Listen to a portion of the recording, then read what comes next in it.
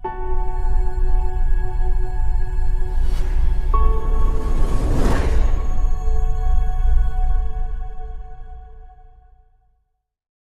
వాక్యము ఆదికాండము 35వ అధ్యాయం 13 నుండి 18 వచనాలు. దేవుడు అతనితో మాట్లాడిన స్థలము నుండి పరమునకు వెళ్ళెను.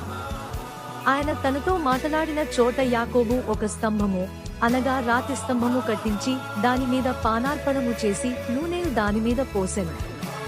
తనతో దేవుడు మాట్లాడిన చోటికి యాకోబు బేతేలను పేరు పెట్టెను. వారు బేతేలు నుండి ప్రయాణమైపోయిరి. ఎఫ్రాతాకు వెళ్ళు మార్గములో మరికొంత దూరము ఉన్నప్పుడు రాహేలు ప్రసవించుచు ప్రసవ వేదనతో ప్రయాసపడెను. ఆమె ప్రసవము వలన ప్రయాసపడుచున్నప్పుడు మంత్రసాని ఆమెతో భయపడకుము, ఇది నీకు కుమారుడగునని చెప్పెను. ఆమె మృతి పొందెను. ప్రాణము పోవుచుండగా